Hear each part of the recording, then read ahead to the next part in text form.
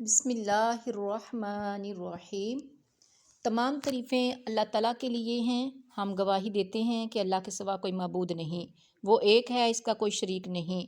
اور یہ بھی گواہی دیتے ہیں کہ نبی آخر الزماں حضرت محمد مصطفیٰ صلی اللہ علیہ وآلہ وسلم اللہ تعالیٰ کے آخری نبی اور رسول ہیں۔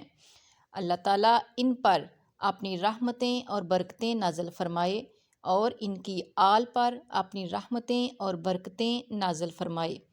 یا اللہ، ہم سب مسلمانوں کو مل جل کر رہنے اور بھائی چارہ کے ساتھ زندگی بسر کرنے کی توفیق عطا فرما، اور سب مسلمانوں کو صلہ رحمی عطا فرما۔ معزز ناظرین اکرام، آج جو آپ کے لیے وظیفہ لائی ہوں، اس کے بارے میں آپ کو بتاؤں گی کہ اس کے کرنے سے اللہ تعالیٰ کس کس طرح مدد کرتا ہے، اور حضرت علی رضی اللہ تعالی عنہ کے قول کے مطابق انسان اپنی عقل و فہم سے کس طرح اچھی زندگی گزار سکتا ہے۔ اس لیے ویڈیو پوری دیکھیں کہ لاپرواہی سے کوئی مسٹیک نہ ہو اور کوئی پہلو مس نہ ہو جائے۔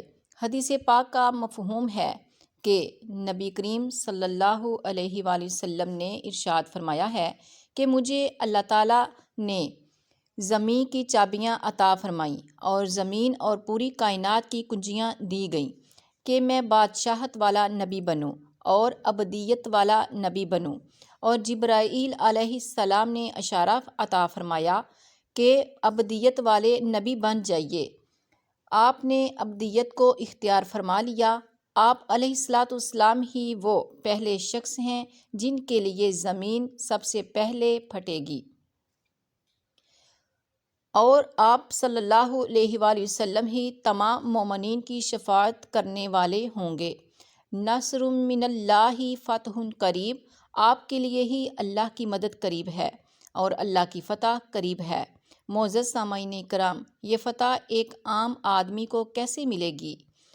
یہ اسی طرح ہی ملے گی کہ جب انسان تواضع اختیار کرے گا اور عاجزی اور انکساری اختیار کرے گا۔ جب یہ خصلتیں انسان میں آتی ہیں تو اللہ تعالیٰ ایسی کامیابیوں کے دروازے کھولتا ہے کہ جس کا انسان کو گمان بھی نہیں ہوتا۔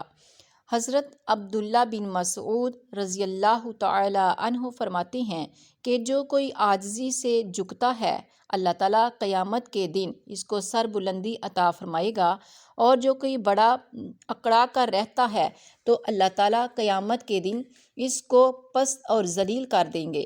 اسی طرح حضرت ابو ہریرہ رضی اللہ تعالیٰ عنہ فرماتے ہیں کہ نبی کریم صلی اللہ علیہ وآلہ وسلم کا ارشاد ہے، یعنی حدیث قدسی ہے، کہ عظمت میرے نیچے چھوٹی چادر ہے اور کبریائی میرے اوپر کی بڑی چادر ہے۔ جو کوئی میری چادر کو اوڑھنے کی کوشش کرتا ہے، میں اس کو جہنم کی آگ میں ڈال دوں گا۔ اور اسی طرح فرمایا کہ عظمت اور کبریائی میری دو صفات ہیں، جیسے کہ قرآن پاک میں عزیز الجبار المتکبر، تو معلوم ہوا کہ یہ اللہ تعالیٰ کی ذاتی صفات ہیں۔ وہی عزیز، جبار اور بڑی کبریائی والا ہے۔ اس کے علاوہ اور کسی کو یہ زیب نہیں دیتا کہ تکبر کرے۔ انسان کو چاہیے کہ وہ عاجزی اور انکساری سے کام کرے، اللہ تعالیٰ کے سامنے اپنے آپ کو جھکائے کہ وہی عبادت کے لائق ہے، وہی معبود برحق ہے۔ اللہ کی صفت ہے کہ وہی متکبر ذات ہے۔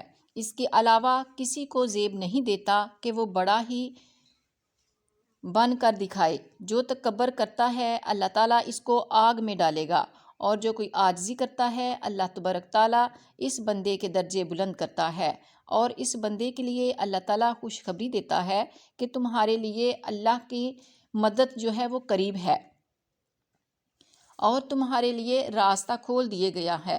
معزز سامعین اکرام، آپ کو یہ بھی بتاتی ہوں کہ حضرت علی رضی اللہ تعالی عنہ کے فرمان کے مطابق عاقل شخص وہ ہے، لیکن اس سے پہلے نصر من اللہ فتح قریب کا وظیفہ بتاتی ہوں۔ اس آیت کا وظیفہ بہت ہی مبارک اور آسان ہے۔ آپ نے اس آیت مبارک کو 313 مرتبہ پڑھنا ہے اور اس کا کوئی وقت مقرر نہیں، جو وقت بھی میسر ہو آپ اس آیت مبارکہ کو 313 مرتبہ پڑھیں۔ جو بھی حاجت ہو اپنے دل میں اس کو رکھیں تو اللہ تبارک تعالیٰ آپ کی وہ حاجت ضرور پوری فرمائے گا۔ اس کے اول آخر درود شریف 3 مرتبہ ضرور پڑھ لیں۔ اس طرح اس آیت کا وظیفہ کریں کہ اس کے ورد کرنے سے اللہ تبارک تعالیٰ آپ کو عاجزی اور انکساری کے ساتھ اللہ کو آپ یاد کریں، اللہ تعالیٰ سے اپنی حاجت رو رو کر طلب کریں، انشاءاللہ تعالیٰ آپ کی وہ بھی حاجت پوری ہوگی۔ حضرت علی رضی اللہ تعالیٰ عنہ کا فرمان ہے کہ جو آپ نے فرمایا ہے کہ عقل مند شخص وہ ہے کہ نبی کریم صلی اللہ علیہ وآلہ وسلم کے فرمان کے مطابق آپ یہی فرما رہے ہیں کہ عقل مند شخص وہ ہے کہ انسان صرف 3 چیزوں کی طرف توجہ دے۔ نمبر 1 کسب معاش کی طرف یعنی حلال مال کو کمائے، نمبر 2 آخرت کی طرف اور جائز خواہشات کی طرف۔ اس بات سے معلوم ہوا کہ انسان کو حلال مال کمانے کی طرف توجہ دینی چاہیے، اور کسب حلال کمانے کے حوالے سے اور بھی بہت ساری روایات موجود ہیں۔ انسان اگر اپنی جائز خواہشات کی طرف کوشش کرتا ہے تو اس میں کوئی حرج نہیں۔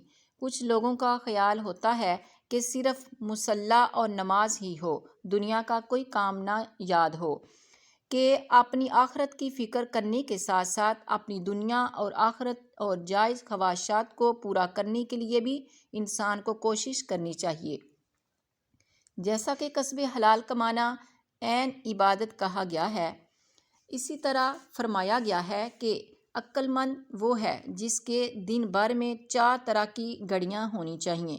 ایک گھڑی ایسی جس میں وہ اپنے رب کے ساتھ مناجات کرے، اپنے رب کو پکارے، اس سے دعا مانگے اور اس سے اپنے نفس کا محاسبہ کرے اور سوچے کہ میں زندگی کیسے بسر کر رہا ہوں۔